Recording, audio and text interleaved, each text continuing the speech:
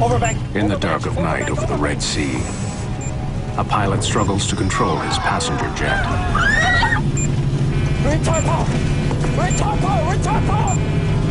The plane seems to have a life of its own.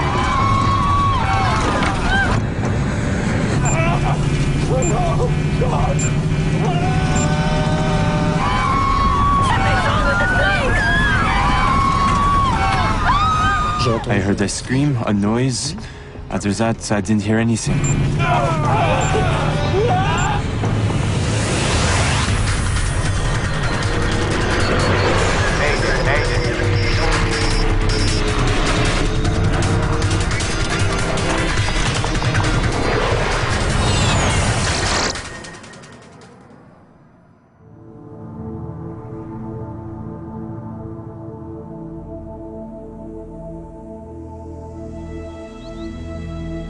The sands of Egypt hide thousands of years of history. Monuments to ancient civilizations dominate the landscape.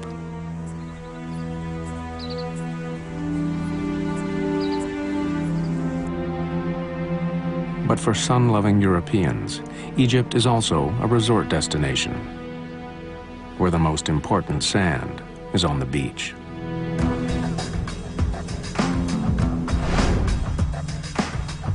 The town of Sharm el-Sheikh is several hundred kilometers southeast of Cairo.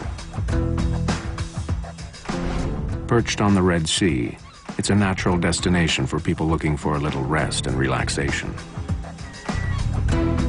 Sharm el-Sheikh is quite popular with Europeans, but the reason is, where can you get very warm sea with a 5-hour flight?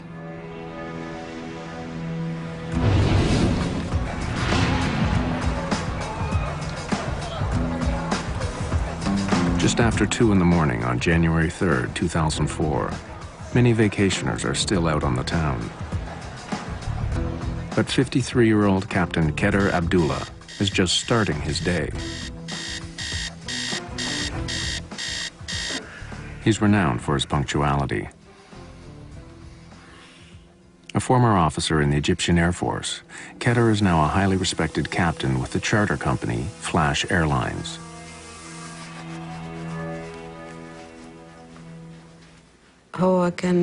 He always liked to pack his own suitcase.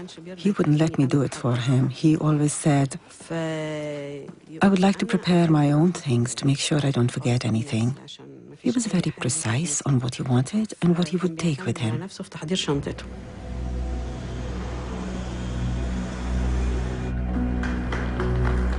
Captain Kedr meets up with his 25-year-old first officer, Emir El-Shafi.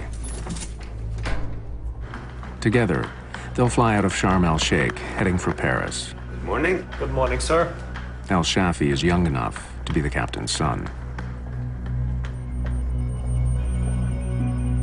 The early morning flight isn't for everyone. Pascal Mercier and his family are supposed to be on the Flash jet, but changed their plans. I was booked on the Flash Island flight.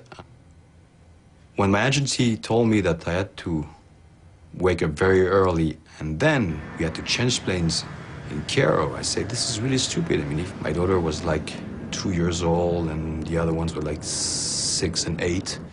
So really, I didn't feel comfortable about changing planes and so on. For other tourists, the cheap tickets that Flash offers are worth the trouble of getting up early. Franz Toulier was able to bring his entire family to Egypt. They need the break. My brother-in-law had just lost his father, so he brought his children, his mother, and his wife there just to have a good time. Not to see the sights or anything, just to have a good time. That's what Sharm el-Sheikh is known for.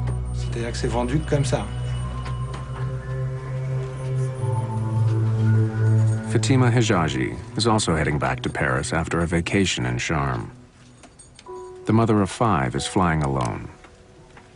Before takeoff, she calls her nephew in France.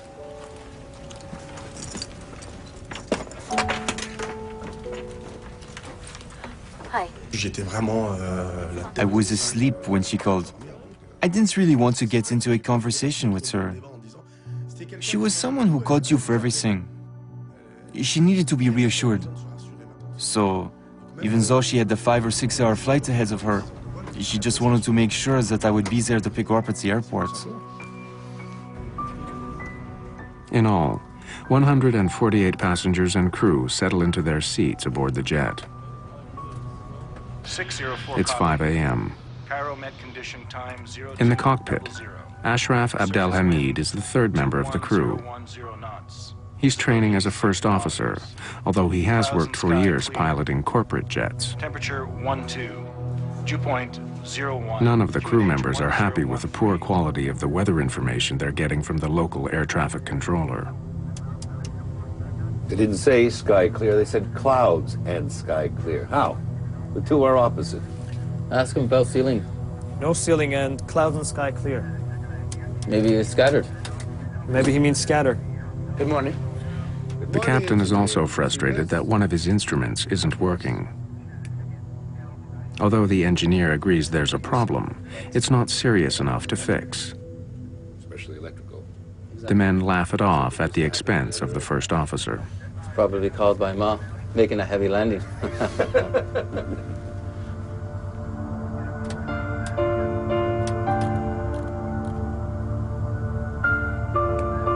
Good morning, ladies and gentlemen. On behalf of Captain Kader and his entire crew, we welcome you on board Flash Airlines Boeing 737-300.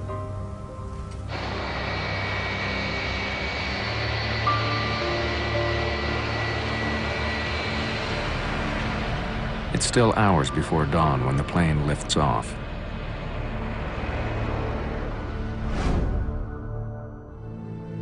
The Flash Airlines flight will head out over the Red Sea before turning toward Cairo.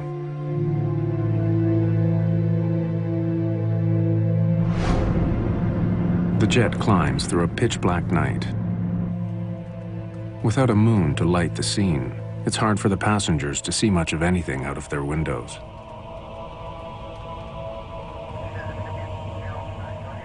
In the cockpit, the simple turn over the Red Sea is taking a bizarre twist.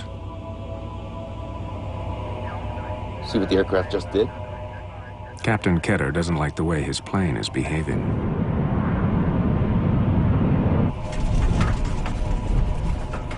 Turning right, sir. What? Aircraft is turning right. Turning right? How turning right? The plane is supposed to be turning left on its way to Cairo. Instead, it's turning in the opposite direction. Okay. Well, The captain tries to get his plane back on course, but his situation just gets worse.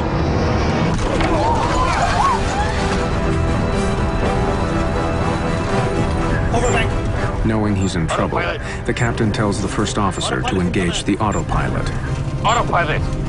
Autopilot! But it doesn't work. No autopilot, Commander!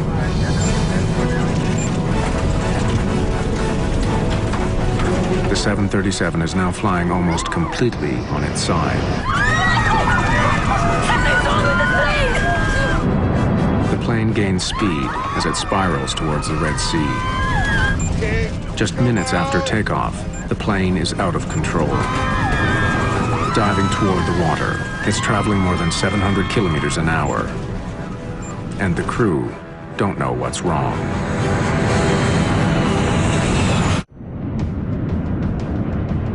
Just minutes after takeoff, an early morning flight has become a desperate battle for survival. A passenger jet filled with French families is plunging toward the Red Sea. Everyone on board can feel the tremendous speed and gut-wrenching turns.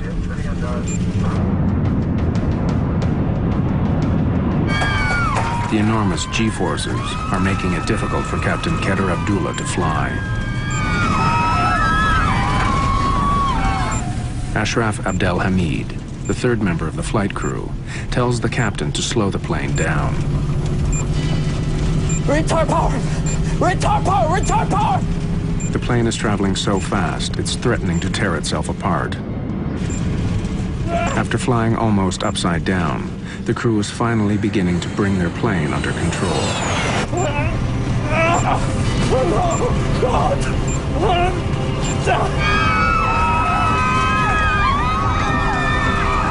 Then, they hear the ground proximity warning.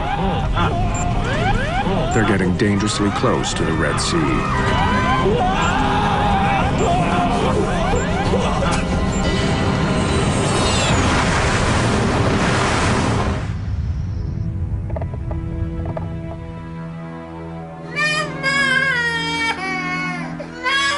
Pascal Mercier and his family are staying at a beachfront hotel. My daughter woke up suddenly screaming like hell, screaming like if something happened. I didn't hear the crash, but maybe she did. It's okay.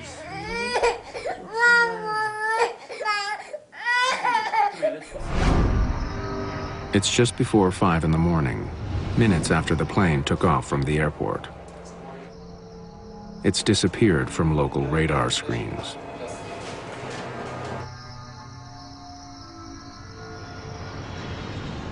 By the time the sun rises, the crash site is found, but there's little for rescuers to do.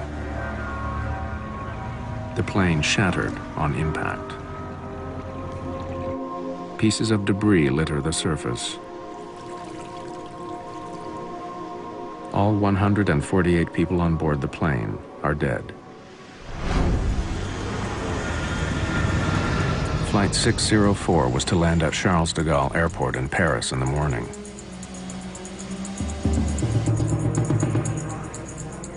As family and friends wait, officials list the plane as delayed, and then slowly break the news of the accident. They ask me, are you waiting for someone from Sharm el-Sheikh? You say, yes. Then they say, could you come with us? We are going to take you to a hotel. At the hotel, we'll explain it all to you. It was very strange since we were greeted in an hotel and we passed people who were leaving happy because they were looking for the same information as us, but their families were not on the list. They came with a paper in hand. Here, yes, Madame Hijaji, Fatima. We apologize that you have to learn it this way, but she's dead. Later, on his voicemail, Mohammed Hijaji hears Fatima's message sent during the flight. I heard a scream, a noise. After that, I didn't hear anything. Captain Kedder's wife hears about the crash from her son. My son called me from abroad and told me that he had heard there was an accident in Flash Airlines.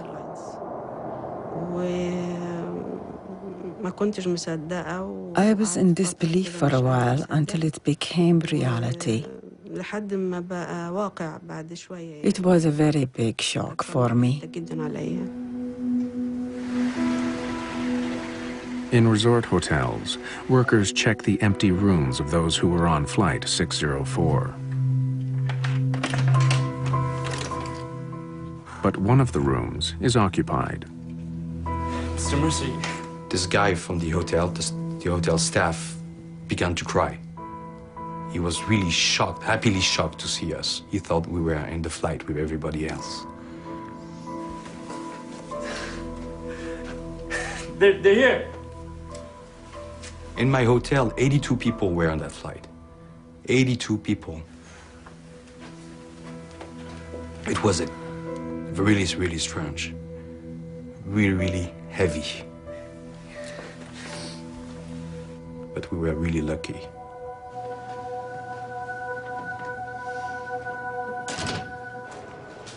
There had been no mayday call from the plane, no warning to air traffic control that something was wrong. With the plane crashing just minutes after it left the airport, there are immediate concerns that a bomb has brought the jet down. plane had just taken off, and it looked very strange why this accident happened so quickly after takeoff. The answers lie scattered across the water and deep below the waves of the Red Sea.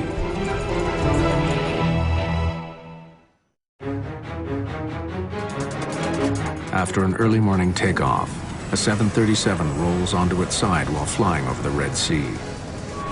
The plane is filled with vacationing French families. The pilots do their best to pull out of the mysterious nosedive, but just minutes after the flight begins, it plunges into the Red Sea. In spite of the rumors swirling around Egypt, investigators quickly rule out terrorism. If you have a wreckage distributed on a very large area, that means the plane was disintegrating in the air, and due to an explosion, it would be disintegrating on a wide area. In this case, there was very, very few pieces, and all located in a very small area. So this indicated that the plane was intact and went into the water intact. If it wasn't terrorism, what had ripped the plane from the sky so quickly? Investigators face an enormous challenge. The plane has sunk over 1,000 meters below the surface of the Red Sea. Most of the 148 passengers and crew have been pulled to the bottom. The first task of investigators is to find the aircraft's flight data and cockpit voice recorders, the black boxes. If they survive the crash, they will now be on the seabed. But this part of the Red Sea has never been charted. With so many French tourists involved, the French government offers to help in any way it can.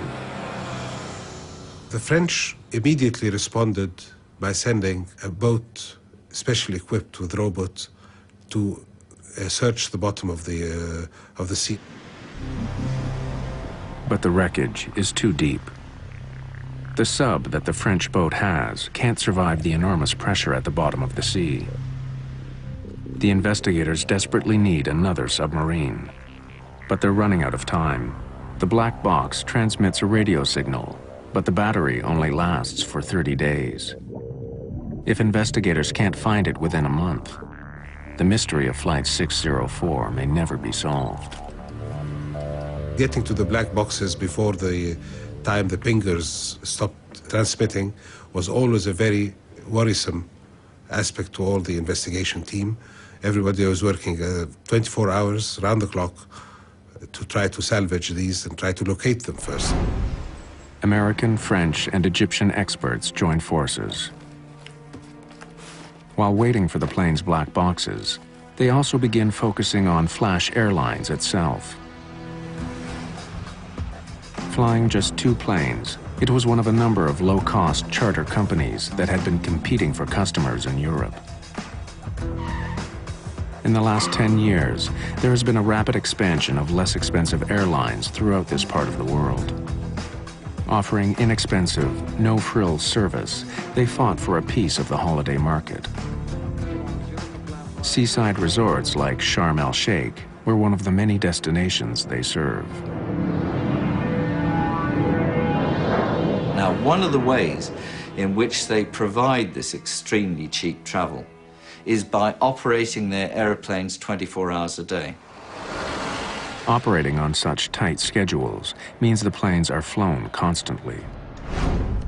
Former Flash passengers step forward to complain about other flights. There are a lot of stories. I was flying home after a vacation.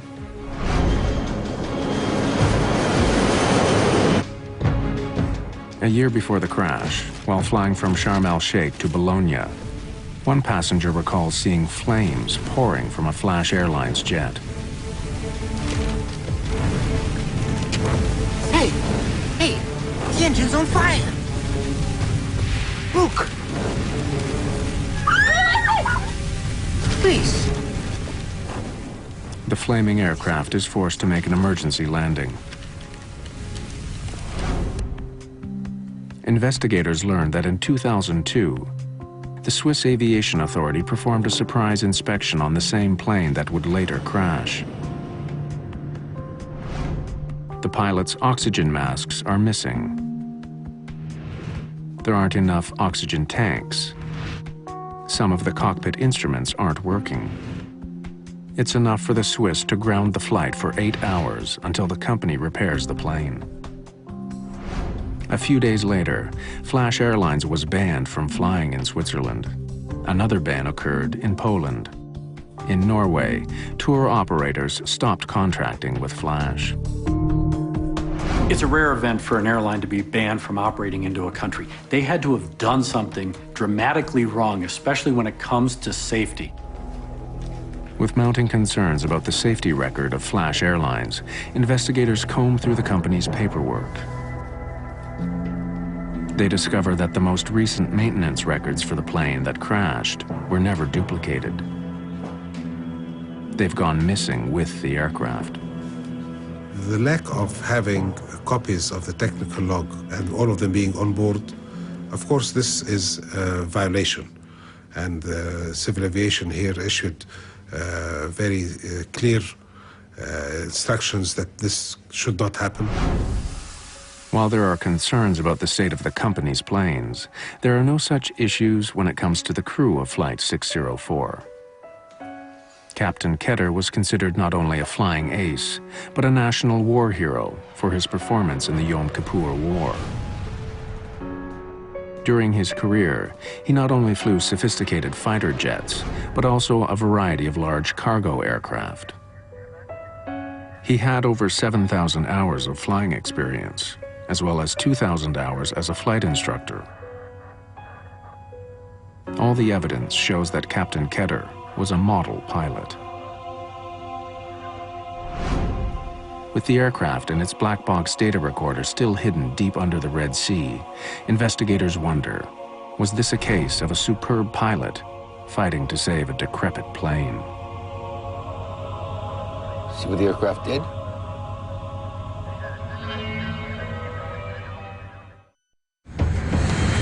On a moonless January night, a Flash Airlines 737 spiraled wildly into the Red Sea.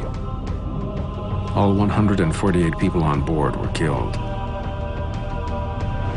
Investigators trying to find out why the plane went down have uncovered a history of safety problems with the airline.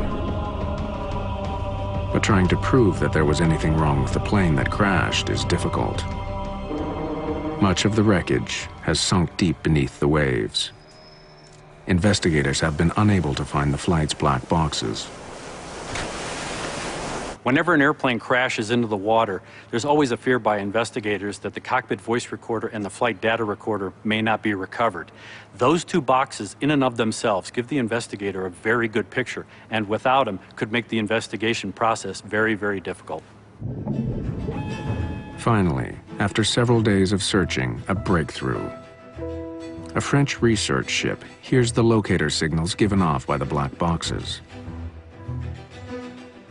A remotely operated sub drops down over 1,000 meters. The violence of the crash has spread the wreckage over a wide area.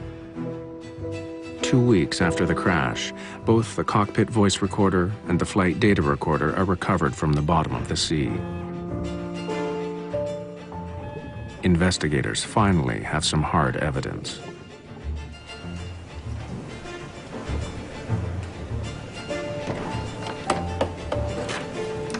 The Egyptian, French, and American team examines the critical devices in Cairo. After the 2 black boxes are found, the salvage effort wraps up. Other than a select number of small pieces, the rest of the plane is too deep to recover.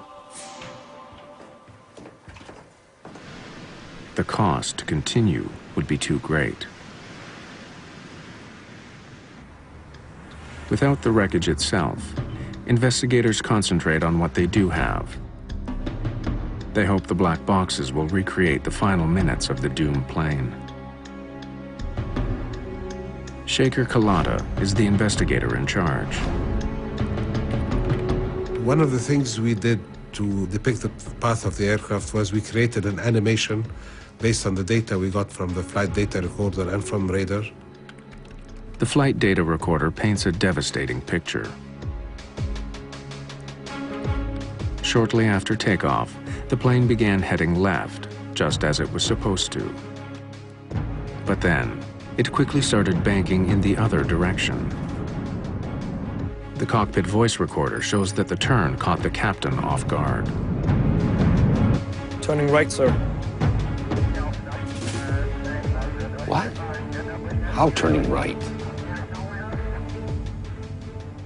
Analyzing the cockpit voice recorder, it showed that the pilots were experiencing definitely some kind of an abnormality, a problem that they could not understand. The investigators sift through the flight data to find some explanation for the jet's bizarre movement. Perhaps some mechanical fault was forcing the plane off course.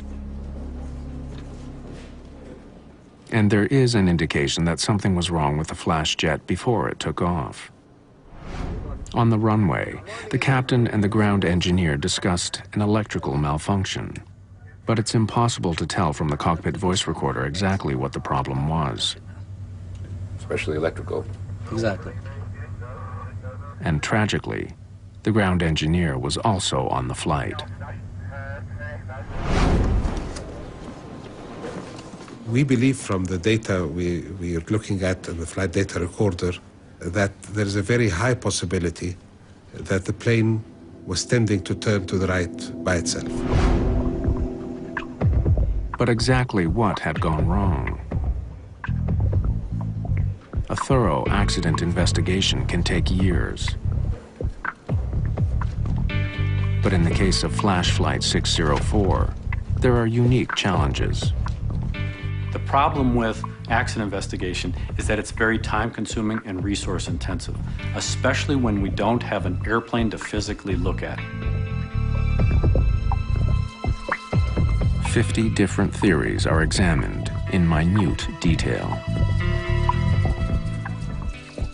In the process of looking into all the possible hypothetical scenarios, we proceeded by eliminating those that did not fit the data.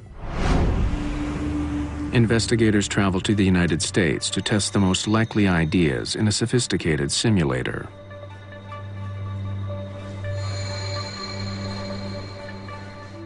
If they can force the simulator to repeat the movements of the flash jet, they might be able to figure out why the plane crashed.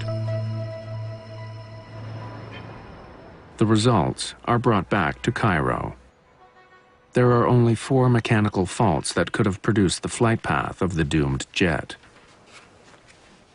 Investigators believe the key to the crash is to find out why the plane began turning off course. These 4 scenarios were all related to what would cause an uncommanded bank. So we were left with these as causes that we could not rule out. 2 of the scenarios involve the spoilers on the plane's right wing. Spoilers lift up from the top surface of the wing, slowing it down. By producing drag, or spoiling the airflow, they help turn the aircraft.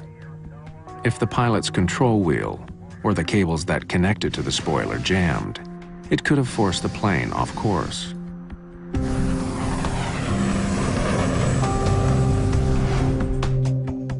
Problems with the spoilers are one explanation, but there's no physical proof. And while there were maintenance problems with flash planes, none of them had to do with the jet spoilers. The team searches for another explanation. Another potential cause of the crash is the plane's ailerons. This part of a plane's wing controls the angle of a plane's turn. A malfunctioning aileron could have caused the plane to roll to the right. Again, if the crew couldn't fix the problem, the plane would have begun to spiral into the sea. While so-called aileron-trimmed runaway could create a flight path like the one seen during the crash, once again, there's no physical proof to support the theory. And typically, an aileron-trimmed runaway can be physically overcome by pilots. All he would have had to do was overpower using more force to move the control wheel in an opposite direction. Overbank. Autopilot failure is the fourth theory. Investigators are puzzled by the constant discussion of the plane's autopilot. Autopilot. The captain asked for the autopilot to be turned on. But it had no effect, and the plane began to plummet to the sea. And earlier in the cockpit recording, investigators uncover another curious exchange. Captain Ketter began the initial turn over the Red Sea manually, but decided to let the autopilot take over. Autopilot? The flight data recorder shows that the autopilot was indeed turned on as the plane climbed. Not yet. But then the captain appears to change his mind.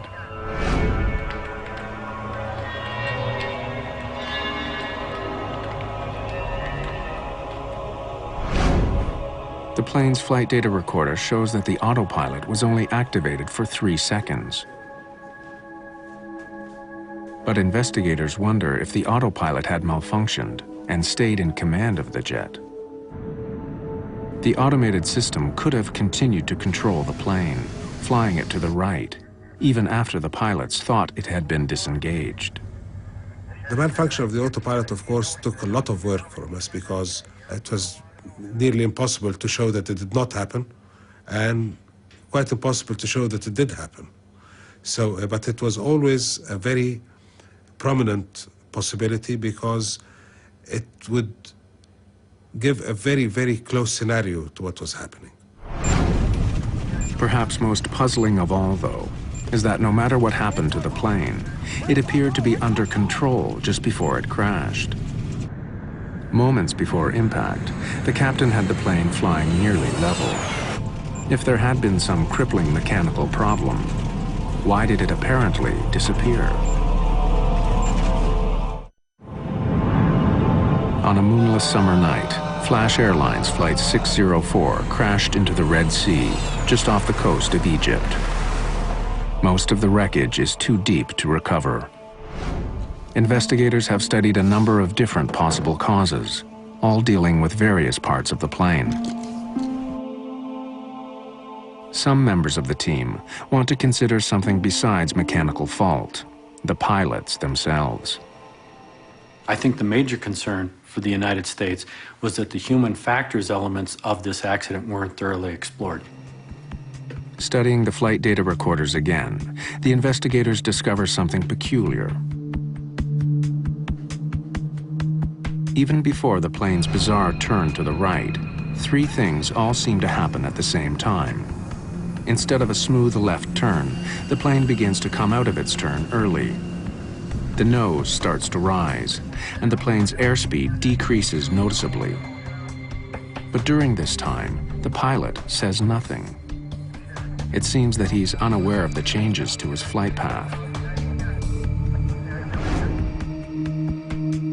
Some investigators consider a provocative theory that might explain this seemingly bizarre behavior.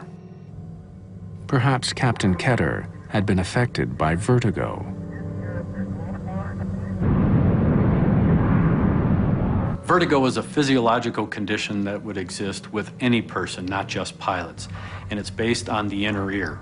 Over a dark ocean, without a defined visual horizon, no ground lights, the pilot may not be able to perceive visually whether he was flying up, down, left, or right. And if the fluid in his inner ear was moving where he tilted his head, that may induce a sensation, a physiological sensation, that may cause the pilot to believe the airplane is flying straight and level when it's actually turning.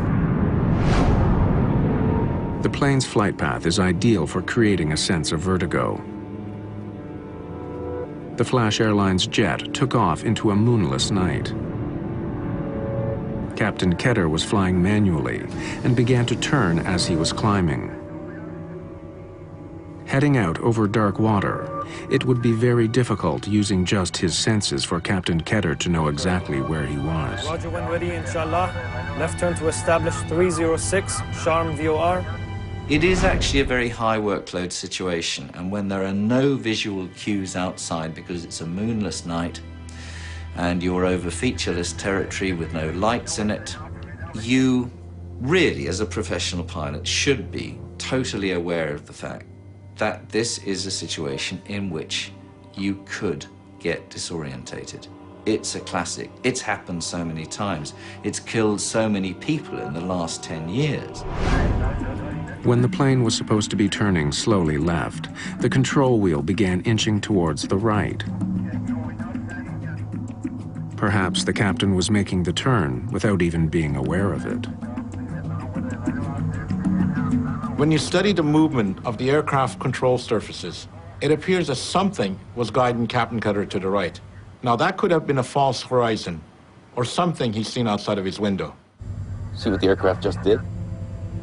Or perhaps he believed he was actually correcting a problem with the plane itself. He thinks he's gained his flight path again. And all of a sudden, at this moment, he receives contradictory information. Turning right, sir. What? Aircraft is turning right. The contradictory information adds to the pilot's confusion. He believes he's fixing a problem when he's told his problems have just started. In this particular instance, not only are you trying to fly the airplane and understand situationally what's happening, but you're going through the mental gymnastics because your expectations are one way. Meanwhile, you have the first officer who's telling him something that's totally different. Aircraft is turning right. Egyptian investigators agree that Captain Kedder may have suffered some form of disorientation during the flight. But they don't believe it was the only problem the crew was dealing with. I don't really have a very clear indication that there was disorientation, but it's possible. There was a recovery from disorientation. The time to find out the problem and take the corrective action needed was more than the time left before impact. No matter what role disorientation played in the crash, investigators are about to learn that the crew wasn't properly trained to deal with it. Flash Airlines never provided the pilots with basic information that could have saved their lives.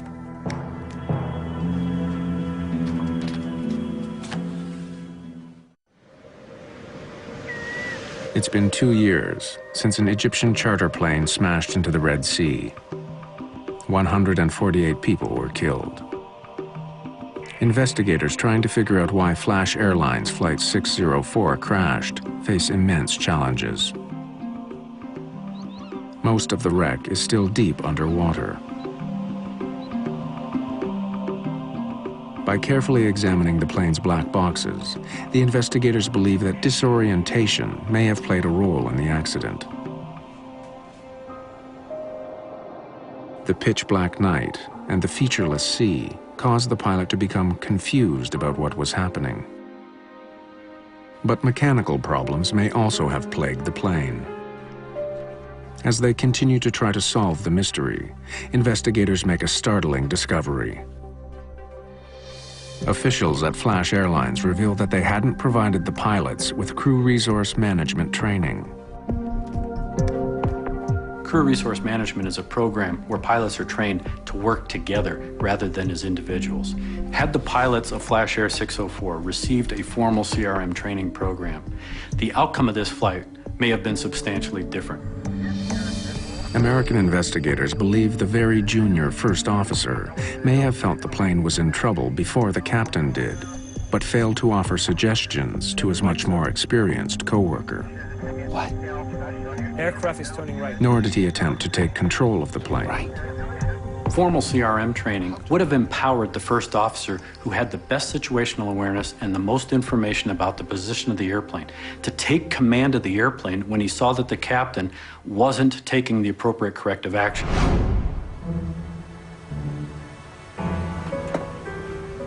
An earlier conversation in the cockpit before takeoff may reveal why the young first officer would have been reluctant to challenge the captain. Yesterday, we were coming in at dusk and the sun was 2-2. I felt I could hardly see the runway. And he's already saying, in sight. What in sight? Age, sir. It may not have meant to be insulting, but it may have reinforced the first officer's feeling that he was the student and the captain was the teacher. I am unable to raise my eyes, and he says, in sight. Where in sight? It is going to serve as negative feedback. The young first officer is bound to hesitate. He doesn't want to be wrong again. He doesn't want to lose the respect of an Air Force general. In a crew, an effort must be made to bring together people who are able to co-pilot, not a crew in which one person pilots and the other person looks on without saying a word. But the captain and the co-pilot weren't alone in the cockpit. A third crew member with more experience than the first officer was also there. Maybe it's scattered. He too never said anything until the final seconds of the flight. Otherwise, how will we know when we clear the cloud? We hear him speak very clearly and very openly all during the time before the engine startup. He was in conversation with the first officer and with the captain. So this experienced person, being very quiet all through, we believe that if he saw any of the crew members doing something that he should not be doing, or not doing something that he should be doing, would have said something. Retard power! Retard power! The only word he said was, retard the throttles at the later stage of the event. Shows that that's the only thing he saw that should be done. Even if the co-pilot had taken control sooner, there's no way to know if he could have saved the jet. Whatever took place on Flight 604 happened quickly, and since the plane had just taken off, the crew had little time to react before they crashed into the sea.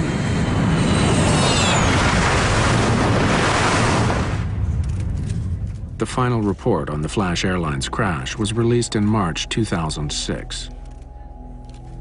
There are no clear answers. Egyptian officials say that any of 4 mechanical problems could have caused the crash. They say disorientation may have played a role, but it's not the reason behind the accident. American investigators refuse to blame the plane. Instead, they say the problem lies with the airline, which didn't sufficiently train their crews. The pilots are responding based on skills, abilities, knowledge, and what they got out of training. If the training was deficient, that's a company responsibility. 2 months after the crash, Flash Airlines went out of business. And as a result of the Flash 604 tragedy, new rules came into place to ensure that in the future, aircraft safety violations will be judged more harshly. The Flash Airlines crash gave the final political impetus to a move to create a European blacklist where if one state banned an airline, then all the other European Union states would automatically ban that airline also. The Egyptian investigation concluded with an important recommendation. We have recommended that some kind of training or awareness program should be made to be able to have a pilot observe another being disoriented early and what he should do to first maintain safe flight, second to pull the pilot from his disorientation back to orientation. Was there a mechanical problem at the heart of the crash? Investigators will likely never know. With so much of the plane still at the bottom of the Red Sea, questions will always remain for investigators and for everyone else who was affected by the crash.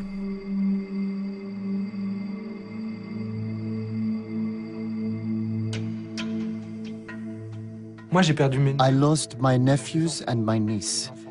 They were just kids. What future would they have had? How can you put a price on that? What a waste.